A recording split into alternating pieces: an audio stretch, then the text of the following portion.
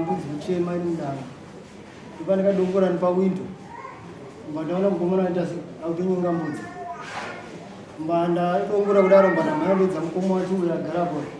ndati yaone chitiko chipitika kuno ndopakanya hanzvadzi dzake tu ndopatikaona chitiko chaicho chaitika ipapo ndopakazobuda yachitiza mukomana madam zvinondivhiringidza ausukama wenyere kama uchichako alright ansisi kusika iwo ukuthi mwana wako ana kusita ayo ndala kuti pedzise kuti mwana boss zvautaura zvoratidza kuti sekura kunyemba ndizvo saka kuti mwana wako ana kusita iwe kuti mnyina wako ana kusita sabo indaiko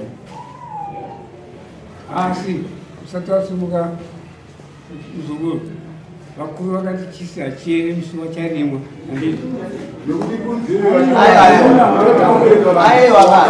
apedza baba tingosamanaiza kuti chisi hachiere musi wacharimwa